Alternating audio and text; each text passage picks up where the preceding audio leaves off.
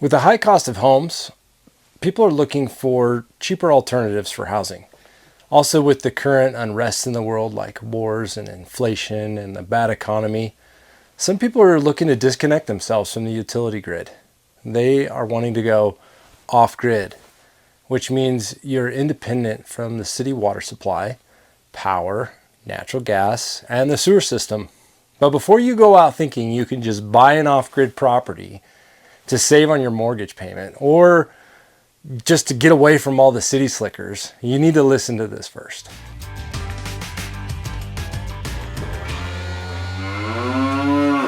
A little bit about my background. I've been in construction for over 20 years as a home builder. I've built starter homes all the way up to multi-million-dollar homes. I've done small commercial buildings. I've done very large commercial buildings. And I've also overseen the construction of big apartment complexes. In addition to my home building experience, my family has been farming and ranching for much of that time as well. With that, over the past 20 years, I've bought and sold a lot of different types of property. There are many reasons why people might want to live off grid. Some of those reasons might include trying to save money, or to survive a grid down situation, or to even survive the end of the world. Or they may simply just want to get away from people in general and escape the stress and chaos in the city. Some of our past farms and ranches have been in very remote locations, and there have been plenty of times when we lost power for an extended period of time. But we had systems in place to weather the storm, like food and water and fuel and medicine and generators to keep us going until the power was restored. For years, I've truly wanted to live that off-grid life, to see and experience what it's like to not have any access to the modern grid in any form. But there are so many challenges that come with living off-grid. These challenges really make you ask the question, can you really survive without the grid supplying you with that fresh water, unlimited power, and gas for heat, and your sewer system so you can flush your toilets? Let's talk about each one of these utilities, how they work, and how they might be affected in a grid down situation. Number one, which I think is the most important, water. Did you know that the average person in America uses between 80 and 100 gallons of water in a day? A large amount of that water usage is for showers and baths and doing laundry and washing dishes and flushing toilets and watering your yard. The actual drinking water is probably the least amount being used. I recently checked our monthly usage, which doesn't include watering grass or a garden. And for our family of 6, it was over 8,000 gallons of water in 1 month. That's a lot of water. And did you know that the average person, it's estimated, can live for 8 to 21 days without food, but only 3 days without water or fluids? The two most common sources of water supplied to a residential home is water supplied by the city or county where you live, or a drilled well on your own property. There are a few other less common options, like collecting rainwater in a cistern or hauling water to your off-grid cabin by truck. The most common source of water is supplied by the city water facility for most people in the United States. They can turn on the faucet in their home and let it run without any worry of it ever stopping. It's something that most of us Americans really just take for granted. However, there are those times when the water from the city can become contaminated. This is when you'll see news reports come out saying, boil your water if you live in that contaminated area. But an even newer threat that has emerged with most of our current infrastructure relying completely on the internet and computers and technology, it has made the systems very vulnerable to cyber attacks and hacking. Someone from halfway across the world with expert hacking skills could shut off the water with just a few keystrokes. This is why it's so important to store extra water, whether you're off grid or not. All right, the second most common source of water supplied to a home is a drilled well. This is where they literally come out to your property in a drill truck and they'll drill hundreds, if not even thousands of feet into the ground to try to tap into the groundwater or the underground aquifers. If you live in the southeastern United States, drilling a well can be relatively inexpensive and can have very few restrictions. However, As you travel west in the United States, water becomes far more restricted and harder to get. In the southeastern United portion of the United States, when you purchase property, it's fairly easy to get a well permit and drill a well, almost anywhere. And most often your water rights are included with the purchase of that property. But any bodies of water that are considered state waters that may be running through your property, like a river or creek, those probably have big restrictions on their use. Now, as you move west in the United States, like to Colorado, Utah, or Wyoming, you must purchase water rights in order to drill a well. These water rights are not always included in the purchase of the property and can be very expensive. Also, when drilling a well in these drier states, it is not always a guarantee you're going to hit water. You may spend money to drill 1,000 feet deep and still never hit water, and you just wasted $50,000 to $100,000. It could be risky. This is when purchasing a property with a well already in place removes much of the risk, and you can test the flow and the quality of the water before purchasing the property. One important thing to keep in mind is a well operates by a pump, and that pump needs a power source of some sort in order to run. Electric pumps are the most common, and if the power goes out, well, your well doesn't work. This is why it's important to have a backup power source like a generator or solar power for your well.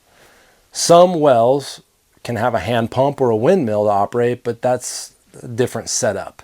Depending on where you live, some wells will require a meter to be installed for monitoring your usage.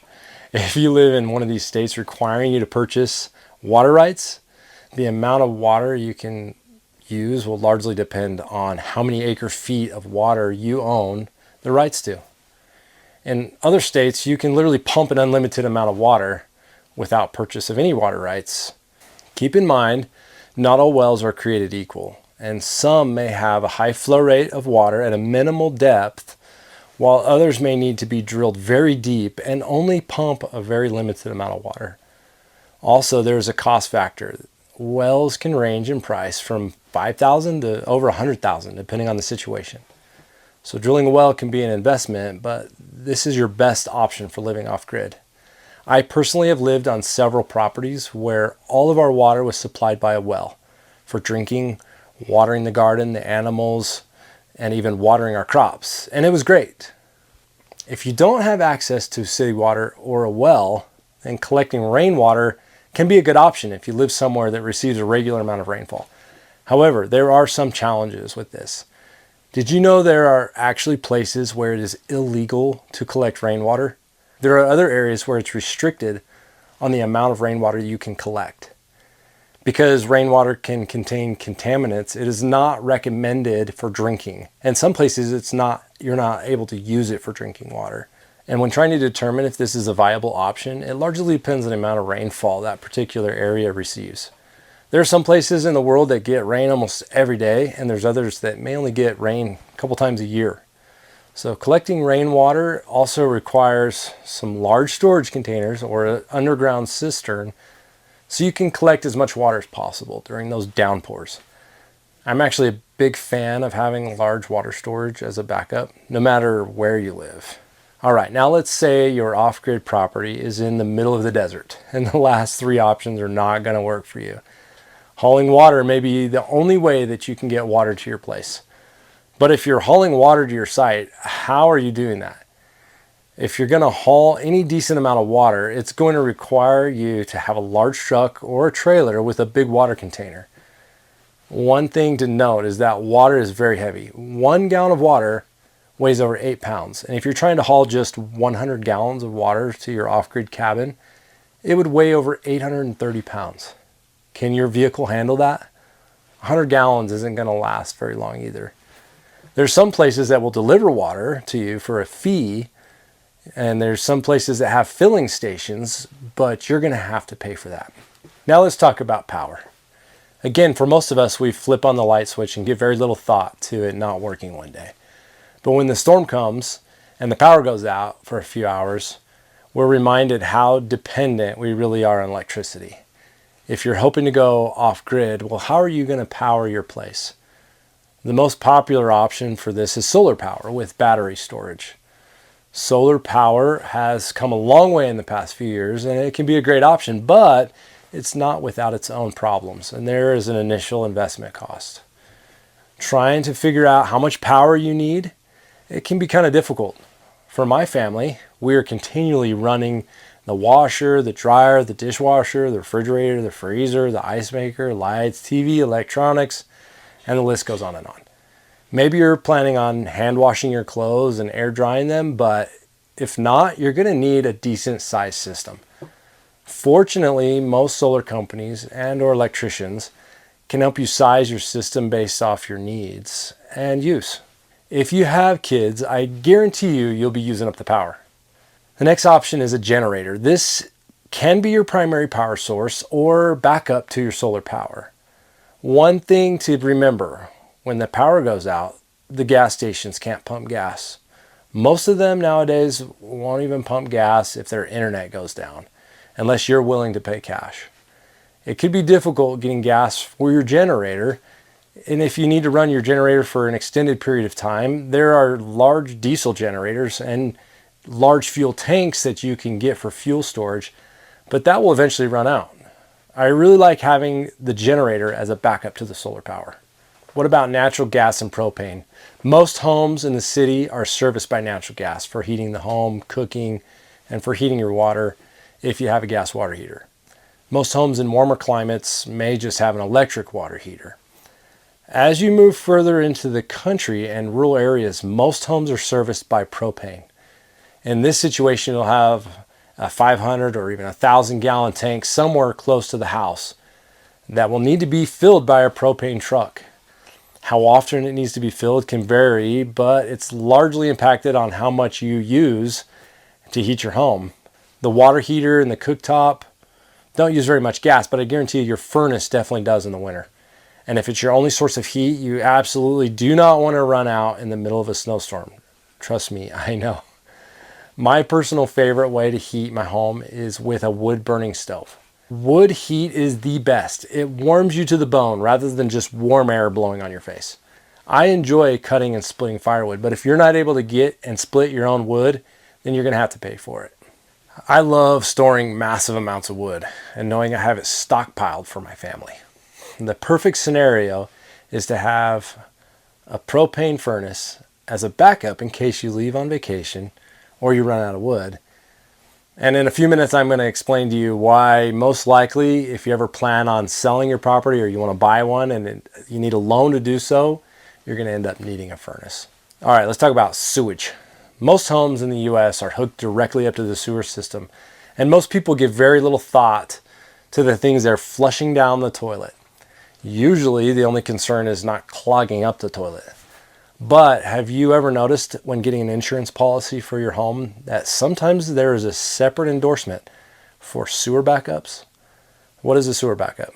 This is something that can happen if there is a clog in the main drain or there is a failure at your municipal sewer plant, at which point sewage can literally back up into your house. A flooded house with water is one thing, but a flooded house with sewage and other people's sewage? No, thank you. If you live outside the city, most likely you're on a septic system. Throughout my construction career, we have had to install septic systems on many of our homes. And they can be great, but they can also be problematic if they're not cared for or installed properly. In almost every case, you'll be required to get a permit through the local health department to install a septic system. They will require you to fill out an application, have the soil tested, and then they will recommend whether you should install a conventional system or an alternate system. If you have good soil, then you'll most likely be able to install a conventional system, which is far cheaper and easier. If you have bad soil, you'll be required to install an alternate system, and that can be very expensive. And some local health departments will not even allow you to install an alternate system as your primary system. This is where it is a good idea to have the soil checked before purchasing a property, where you know you'll be installing a septic system. Unless you are able to install composting toilets and your county will allow that, you're most likely going to have a septic system in your off-grid property. So how does the septic system work? When you flush your toilets or wash things down the drain, everything flows into a septic tank. The solids stay in the tank and the liquids flow out into your leach field, which is usually in your yard, and they slowly absorb into the ground. Because the tank can only hold so much, it will have to be pumped out every few years depending on your usage. Septic systems require some maintenance, and you can't just flush anything down them. They can be a pain if they ever fail, and some temporary failures can occur because of heavy rain or flooding. Most municipalities will require a certified contractor to install that system, and it will have to be inspected. This is most likely true even if you live out in the middle of nowhere. If you have good soil and you take care of your system, it can last for a very long time. For me, I prefer a good septic system, especially when living off-grid. So oftentimes people live where they have full utilities, but they also want the option of going off-grid. And so you can still implement many of these things I've talked about. Maybe you have power from your local power company, but you still want to install solar panels. You may be hooked up to the city water, but you still want to drill a well as a backup. Let's talk about a couple options for starting your off-grid property. Are you going to purchase land and build from scratch? Or are you thinking about maybe buying something that's already built and done and you can just move into it? There may also be a property that just has a well and or a septic system already on it, and that can be great. But if you're planning to build, there are very few places that will not require permitting and inspections. You will want to talk to the county, building department, and zoning department where the property is located before purchasing the land to make sure you know what you can and cannot do. Regardless of the type of construction you go with, the building department will want it built to code. This is the point where most people stop and say, "It's my property. I should be able to do what I want to with it." And yes, I agree, but unfortunately, that's just not the case. And if you said this to your local building department, they would respond by saying, "We're just trying to protect the next person who comes along to purchase your property." So types of construction. There's a lot of different types out there, but you can have a traditional and a non-traditional type of construction. So non-traditional might be a barn house, it might be a container building, it might be a house built on a trailer. There's multiple things. Something that's different than your traditional foundation and framed home. Some counties in your state may not even let you build one of these non-conventional structures as your primary resident. They may also have minimum square footage requirements, and sometimes may require you to have a primary water source before you can even build. If you do find a county or know of one that will allow you to build whatever you want, drop a comment where that is. I would love to see it. When building something, you should always keep in mind the fact that you may have to resell that property one day. And building a non-conventional structure can make it more difficult to sell, especially if someone is needing to get a loan to purchase that property. Many lenders will not lend on things like container homes or barn houses or even mobile homes. So at that point, you would be hoping for a cash buyer. They do exist, but definitely harder to find. There are also different types of zoning, which determines how the land is used. For example, recreational use, which may only be used for camping. Residential, which may only be used for building a residential home and may not allow for livestock. Or agricultural, which would allow for a home and livestock. It may be grazing zoning only, so it's only for livestock. So make sure you check out what the zoning is before you purchase it. It's always a good idea also to have a survey of the property and to mark the corners of the property before you purchase as well. This will help you avoid major issues or iron out any property line disputes beforehand. So make sure you have access to the property from a public road and understand any easements that may be a part of that property or part of that sale. One thing to keep in mind when you do go to talk to your local building department is a lot of these government agencies are not interested in having off-grid properties in their county and actually proactively try to stop people from living off-grid. Purchasing land is so different throughout the United States and costs can vary greatly. I've seen land as cheap as $500 per acre up to millions per acre. So how do you choose where to go? For most people, that is determined by work. You may also consider the weather and the climate. Does this area receive a large amount of snow or rain? Is it in a fire danger area? In a flood zone? Are there hurricanes? Is it in a desert? For me, I prefer a warmer climate with trees, good rainfall, a little snow be okay, and I like to live somewhere where the land is cheaper. But most of those areas are prone to tornadoes and severe weather. I don't know that there's a perfect place. I want to tell you about a property that I tried to purchase last year. It was an off-grid property that already had a cabin built, already had a well and a septic system, and it was on a decent amount of acreage. But because of that, it was a little more expensive and I was going to need to get a loan on it.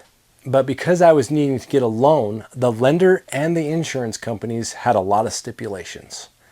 So first off, trying to find somebody that would lend on an off-grid property was almost impossible. Then after finally finding a way to do it, that finally came down to the fact that I couldn't because this off-grid property did not have a primary heat source. Had a wood-burning stove, but not a permanent furnace. And then there was the insurance. I could not find anybody who would insure this property because it was in a high fire danger zone. So they just wouldn't do it. Ultimately, if I was going to purchase this property with cash, it wouldn't have been an issue. But because I was trying to get a loan, it made purchasing this off-grid property very difficult. So it's something to keep in mind if you're trying to buy or sell one. So what are some of the good things about going off-grid? You can survive a grid down scenario, and hopefully you can be somewhere where you can grow your own food and raise your own animals and possibly hunt and fish. You'll be far away from the masses of people who are looting and burning everything down. But what are the bad or the difficult parts of it? It's hard to find jobs when you're in those rural areas, trust me. And when you have to travel for work or travel to go places, your gas is going to be crazy expensive. I know one guy who lived in a property that was 2 hours outside of town, and he had to commute every day, and he owned an excavation company. And he told me he spent over $100,000 a year just in gas money. That's crazy. Many of you think that you'll just maybe live off the land and you won't have to spend any money. But I'm telling you, that's extremely hard. We've tried it. And you still have to go to the dentist and buy gas and pay for kids' education and buy clothes and shoes. And there's just no way to do it without making some sort of money and having some sort of job, unless you already have all the money and you're retiring. Then maybe you can get by that way. You're also usually far from medical help, so you may want to consider purchasing an emergency medical kit and the emergency medical prescriptions. It may be difficult to get homeowners insurance in some of those areas, and sometimes it's hard, like I said, to get someone to buy those properties. Most off-grid properties I know are off dirt roads, and sometimes those roads are hard to travel. So when should you go off-grid? When you're ready for the challenge of your life. But if there is a long-term grid down situation, you're going to be so glad that you did.